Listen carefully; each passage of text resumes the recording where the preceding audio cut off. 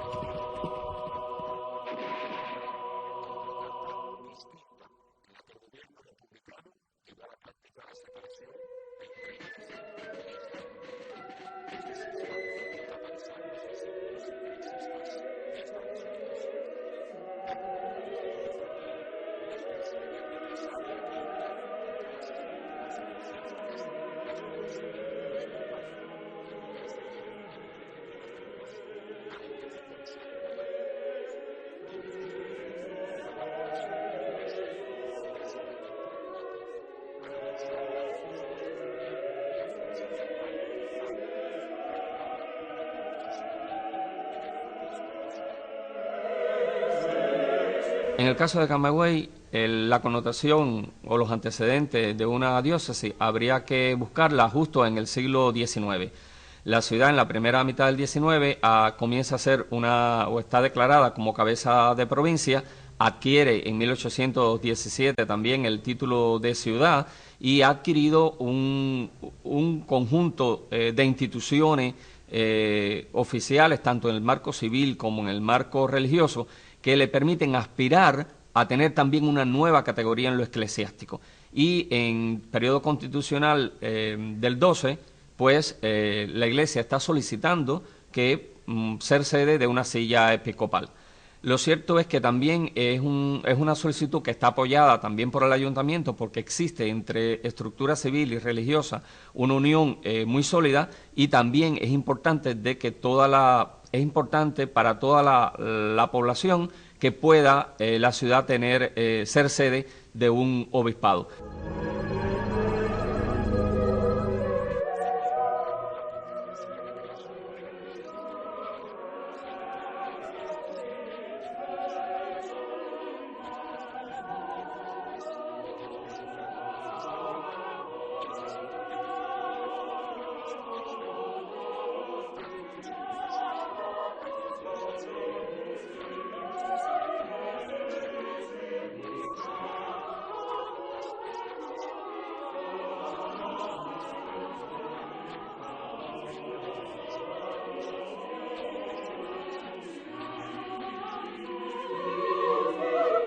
Para entender el lugar que ocupa la diócesis dentro de la historia de la región camagüeyana, es preciso comprender que la diócesis es una categoría administrativa eclesiástica que encuentra su paralelo también en la jerarquía desde el punto de vista civil. O sea, una villa, una ciudad, una capital de provincia también va a estar homologada por este tipo de categoría que se da en el marco religioso. Entendamos, por tanto, que lo primero que surge en una población es una parroquia, que es un centro administrativo, que lleva de hecho todos los archivos en los cuales pues van los registros de bautismo, matrimonio, defunción y demás acciones que se hacen en esa población o en ese asentamiento poblacional. Y que en la misma medida en que esa población va aumentando demográficamente, va adquiriendo nuevas instituciones, pues va multiplicándose la cantidad de sus iglesias y por ende también la cantidad de su parroquia. Ese conjunto de parroquias es lo que vendría a dar lugar a un decanato y a su vez cuando este decanato se hace cada vez más complejo, pues adquiere una nueva categoría que es precisamente la diócesis.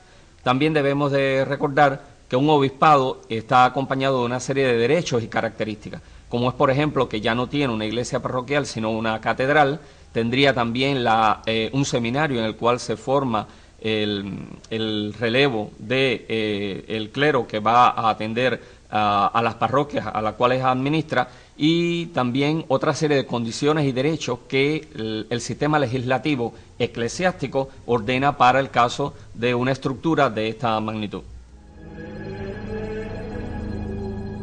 Erigirse en diócesis casi 400 años después de la fundación de la villa de Santa María del Puerto del Príncipe significó para Camagüey más que un mero ascenso jerárquico, el advenimiento de un nuevo periodo de su historia católica, apostólica y romana.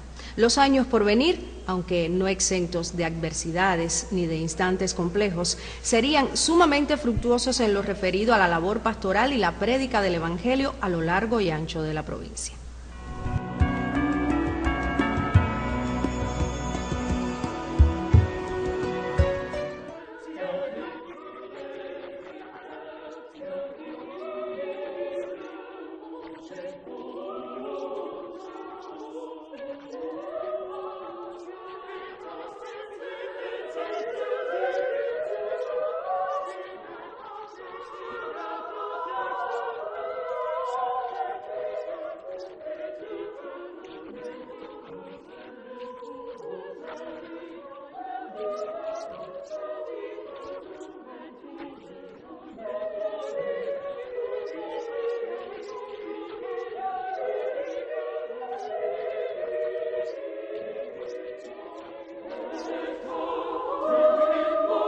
Toda hermosa obra buena encuentra muchas dificultades, a veces de la propia gente que es familia de uno, o tal vez de la misma iglesia, y también de personas externas a la iglesia. Pero es muy importante en la vida y para la iglesia también perseverar. Toda persona que quiera lograr algo ha de perseverar, encontrará dificultades, encontrará tropiezos, encontrará cansancio, encontrará desaliento, pero en nuestro caso el Espíritu Santo nos levanta, nos mueve, nos empuja a continuar. Sé que ha habido empeños de construir templos, no todos se pudieron construir, hubo empeños de establecer escuelas, no siempre se pudieron establecer, hubo empeño de construir asilos, hogares de ancianos, no siempre todos se pudieron construir, pero un gran número se logró hacer y la iglesia continúa y el Espíritu Santo ilumina. Si algo no continúa por un lado, va por el otro y al final pues Dios es el que hace todo.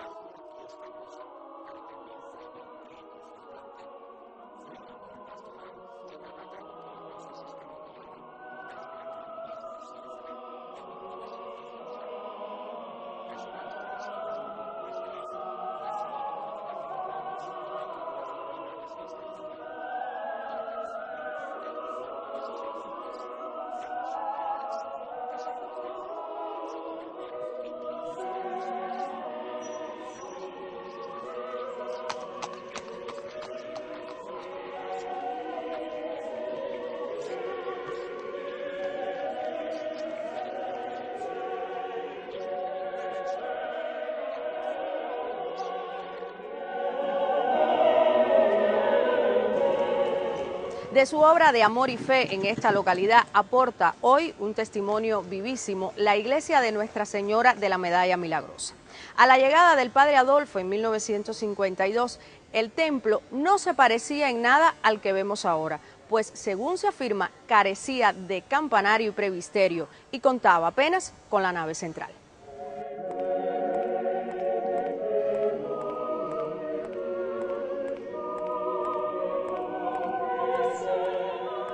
Poco tiempo después, sin embargo, era ya una vistosa parroquia, cuya imagen traslucía la impronta de un alma bienhechora. Y en efecto, eso fue por estos lares el padre Adolfo, el mismo que durante su estancia aquí hasta 1961 le legó a Vertientes 3 colegios y un dispensario médico, el mismo que en 1963, con apenas 39 años de edad, llegó a convertirse en el obispo más joven del mundo.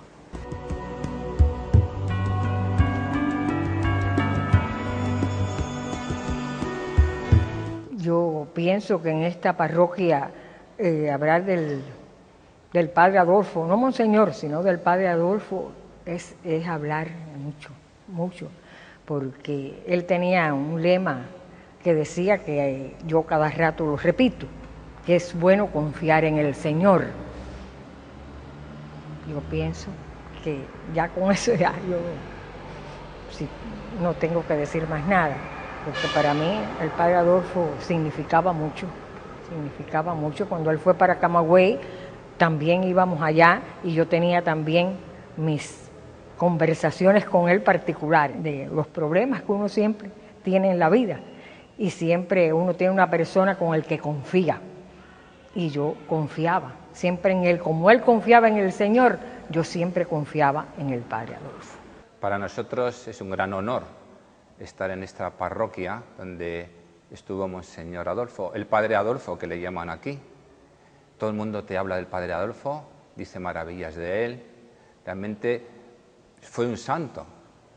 Nosotros vinimos aquí llamados precisamente por Monseñor Adolfo, que nos conocía por sus viajes pues a Roma o a España, y pues él quería que su pueblo pues estuviese más cuidado, podemos decir, porque no había párrocos fijos, venían de Camagüey, venían un día a la semana, el domingo, y venimos 3 marianistas.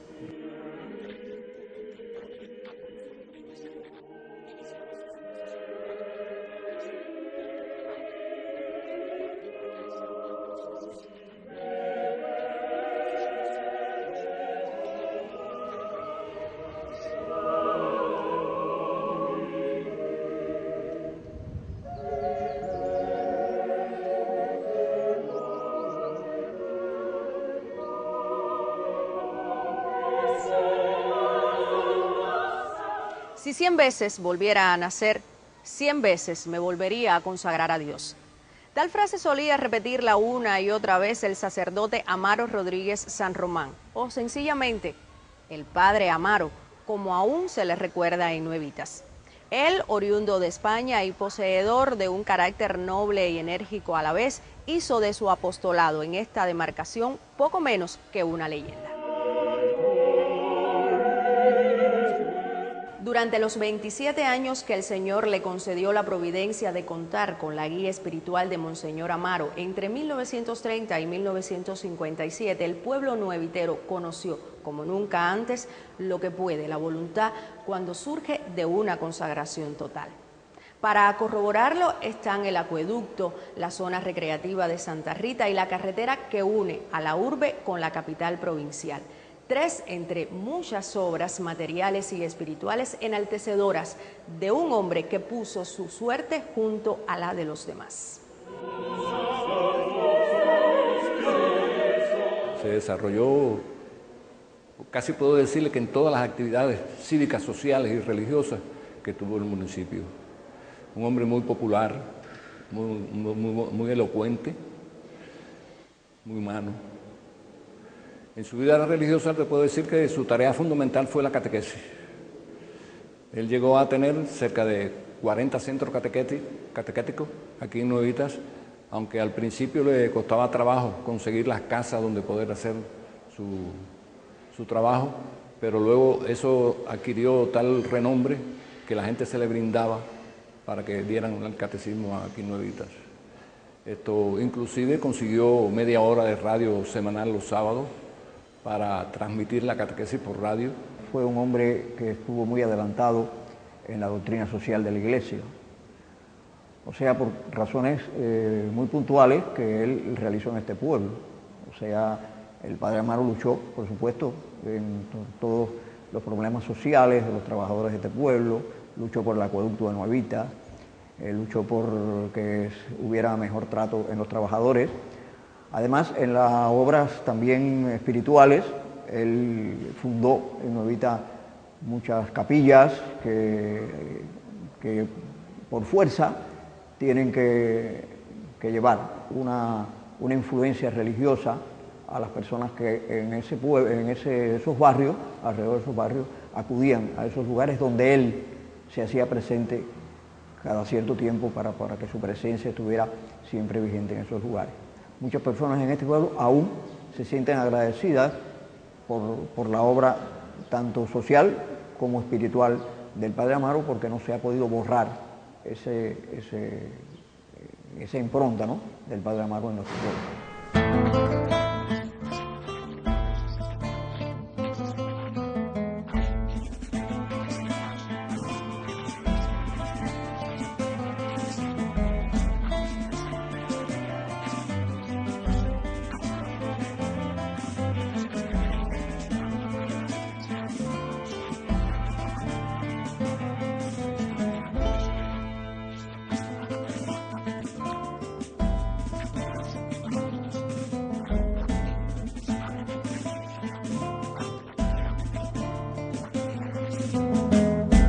La presencia de las órdenes religiosas es una bendición para la Iglesia Universal y también para una iglesia local.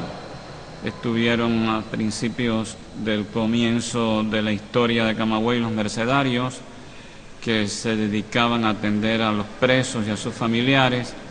Hay órdenes religiosas en medio de nosotros hoy, cuyo carisma principal es la educación de los niños, de los jóvenes, de los adolescentes. Hay órdenes religiosas masculinas que también se encargan de parroquias. También hay órdenes femeninas que más bien se dedican a obras asistenciales, las siervas de María que cuidan enfermos por la noche, las carmelitas misioneras que tuvieron el Hospital de San Juan de Dios cuando fue pediátrico y hoy están en vertientes. Hay órdenes que se dedican a la educación, que es algo que llena de esperanza, porque formar a la persona para constituir una bella familia, para que sea un instrumento de paz en la sociedad, es una gran bendición. Estas órdenes que enseñan, siembran y esperamos que den fruto. También hay órdenes religiosas que se dedican a la asistencia a enfermos. Hoy entre nosotros están los hermanos de San Juan de Dios, que tienen el hogar Padre Olayo, que tienen enfermos allí, que viven allí, y tienen las sesiones de fisioterapia. Toda orden religiosa es una bendición para la Iglesia, no es división, sino riqueza, que la hace más hermosa todavía y más grande la labor de la Iglesia. A la hora del recuento, en el propósito de resumir este primer siglo de existencia de la diócesis de Camagüey, resulta inexorable la referencia a los pastores que han asumido su dirección y gobierno eclesiástico. Hablamos, junto al ya mencionado Valentín Zubizarreta, de los obispos Enrique Pérez Serantes, Carlos Riu Anglés, Adolfo Rodríguez Herrera y Juan de la Caridad García Rodríguez, cuya fe, sabiduría y constancia han sido una bendición para los fieles camagüeyanos.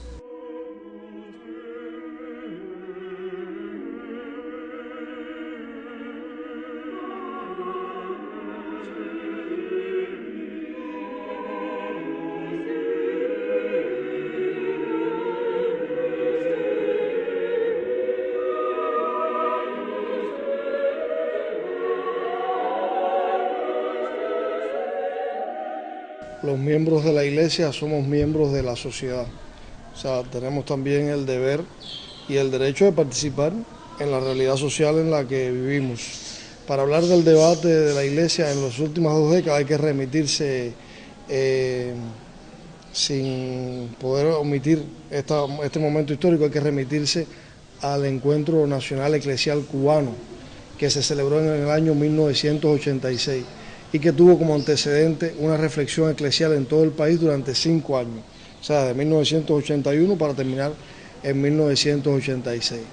La Iglesia, que había vivido una situación social determinada por el inicio de la Revolución Cubana, decide llevar un debate desde su seno para ver cómo podía dialogar con el mundo, con las circunstancias, con la vida de la época, y realiza el ENEC. El ENEC fue maestro para la Iglesia en el sentido de darle herramientas para salir de un culto cerrado en el templo, de una participación ciudadana que se definía solamente en el testimonio silencioso, para convertirse en una iglesia participativa.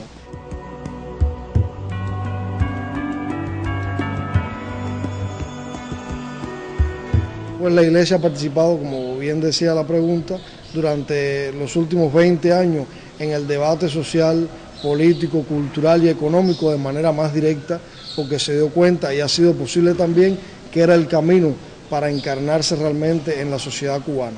Muestra de ello sobre todo es el diálogo con el mundo de la cultura, a través de la Pastoral de Cultura, a través de las publicaciones diocesanas, no solo de Camagüey, sino las publicaciones diocesanas de todo el país, que tratan de tener una palabra sobre lo que vive el cubano, tener una palabra sobre la presencia del pueblo de Dios en Camagüey y en toda la patria. En Camagüey ha sido muy significativo el diálogo con el mundo de la cultura. Muestra de ello va a ser la vida que va a tener la celebración de esta efeméride durante estos días, donde los artistas van a participar en galas culturales, donde se van a poder potenciar una serie de eventos que serían impensables, digamos, hace 30 años. O sea, de ese diálogo fecundo de la Iglesia con el mundo civil, creo que nace su participación en el debate público.